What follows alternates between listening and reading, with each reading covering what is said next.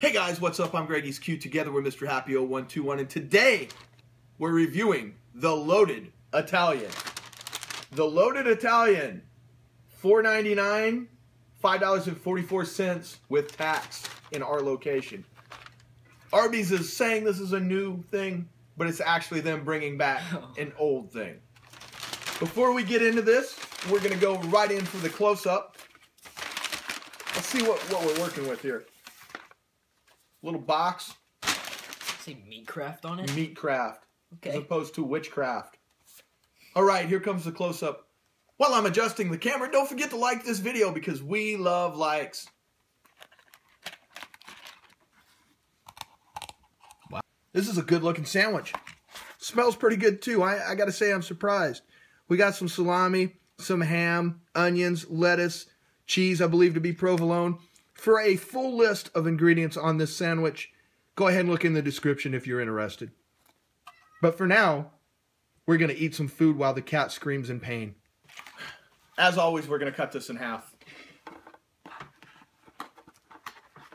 Lot to get to today. After we cut this sandwich in half and grate it, we're going to talk a little bit more about Larry, the infamous Larry, and a little bit about the infamous Dame. Also, we're going to sneak in a quick question of the day. Yeah, we're still doing it. I don't know why. Man. Powerful that one's sandwich. All right, here we go. Loaded Italian. One of the other ingredients we were missing, Italian dressing.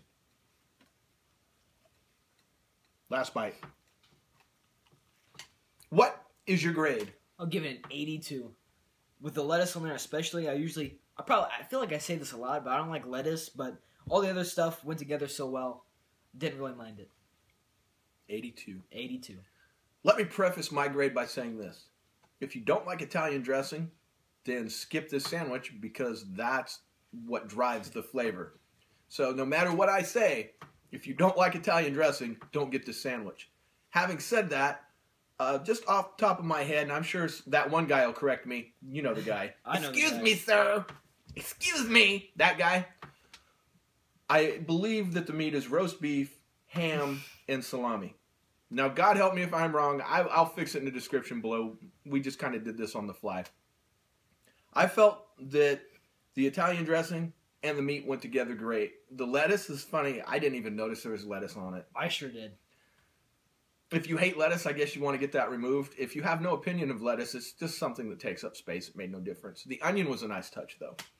Having said all that, I'm going to give this a grade of 92. Wow. I was pleasantly surprised. The presentation was nice.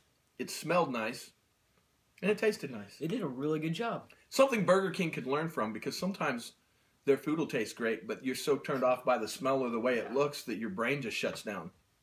Truly. Truly. In this case, I believe that the presentation, the look and the smell may have actually added to my score instead of like taken away from it. Yeah. So yeah, I would eat one of these again. I don't know that I would ever go out of my way to get one, but if I was there and hungry, I may get one of these. That's my recommendation. A 92 and an 82. All right. Now, on to other business. We made a video, the Oreo Churro video, shameless plug, in which we spoke a great deal about a gentleman named Larry. Yes. Was going to let that lie, but apparently Larry wanted to go on record and say that we were full of shit. I got several screenshots from my vast network of people out there in the world. Facebook's a wonderful thing.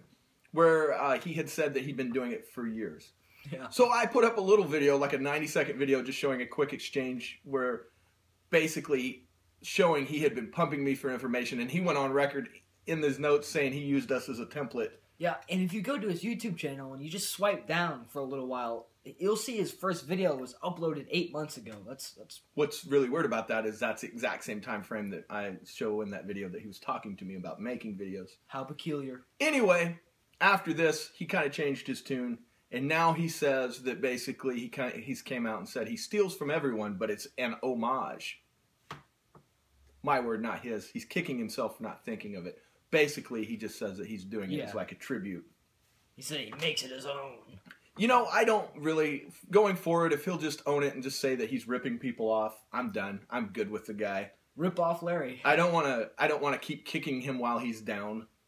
but I know, from the looks of it, he's always down. So, whatever. I'm going to let it go. He was just a small sample. You could play this game with pretty much any food reviewer in a car out there that is around. There was another guy mentioned in that video that has totally skated, and he's just as big a ripoff artist as Larry. If you're going to steal from somebody, give them credit. Own it. Don't just take stuff and then admit it when you're caught and say, oh, well, it was a tribute or I'm a big fan. Just come out and say, I stole this guy's stuff, now I'm going to do it. Yeah, just say that. Work out a lot better in the end, I guess, maybe.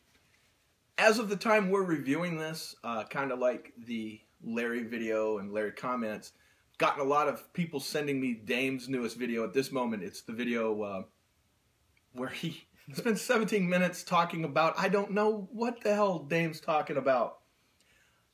Now, we've got a lot of videos on record where our feelings of Dame are well documented, but I'm starting to worry about Dame. I think maybe Dame has lost his fucking mind.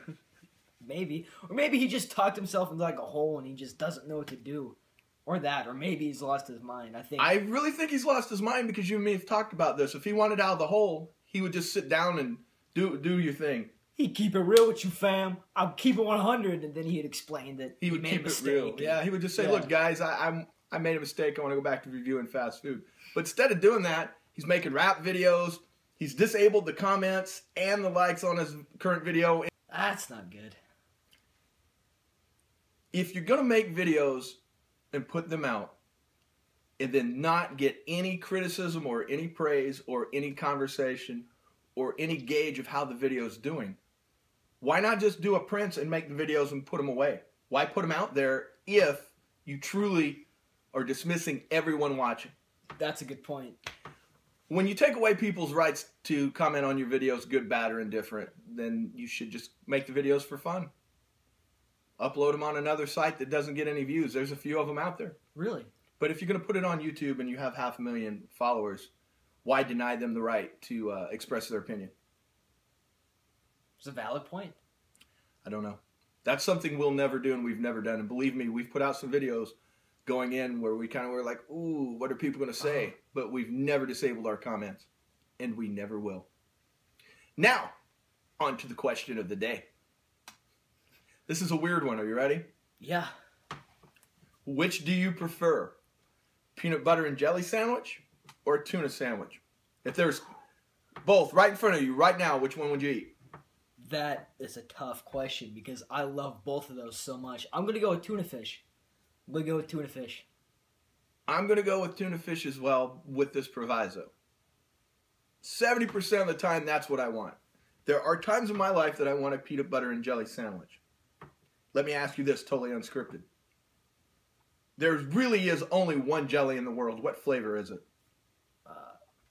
Plum? I think I usually use plum. This is one of those times where probably the comment should be disabled. He says plum. Here's today's poll. Is it plum or is it grape? There is only one jelly flavor ever. That's all. When someone says, do you want a peanut butter and jelly sandwich? If it's not grape and I bite into it, I'm going to throw that sandwich right back in their face. Or I'm going to paintbrush them with it. Because that's not a jelly sandwich. It's a jam. It's a jam. Okay. Or a preserve. Peanut butter and jelly. It's grape jelly. I don't give a damn what you say. Grape jelly is the expected jelly when you say a peanut butter and jelly sandwich. You heard it here first. I'm just saying. And I'm not a fan of grape anything else. That's the one thing grapes got right in this world. I guess that and wine. Do I want grape Kool-Aid? Hell no. Most disgusting flavor of Kool-Aid on God's green earth is grape Kool-Aid. Grape soda isn't that great either. No, it's not. Peach soda, now that's good, but not. It is good. At least we're in agreement on something. Here we go. Plum, plum, yes. Plum jelly. See, that's what happens when you don't script. You never know what the other guy's going to say. All of our show is usually scripted. We sit down. And it's all right here. Yeah, just everything is. Oh, that's a blank page. That's fitting. After a brief derailment, it's time for the Facebook shoutouts before we go. And this edition of Facebook shoutouts is like an all-star Facebook edition. Of hard names to... No. Oh. It's an all-star edition of people that are big on Facebook with us or big here on the YouTube that have been with us for a while. Thanks, guys. And now, time for the shoutouts. Carol Hayden, thank you. Carol Hayden has been with us quite a while. She likes to stay active on our Facebook, and I know she's also a big fan of the endorsement. Oh. She's never told me that. I've seen her comments on his page. That's how I know. Next up, Jason Callan. Jason, Callan, also has a food review channel.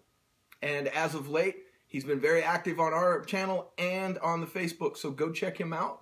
I will never, ever accuse Jason of ripping anyone off. Now, everyone's different. Like, we're not maybe some people's cup of tea. There's a phrase you never use. The endorsement may not be. God knows Dame's not mine.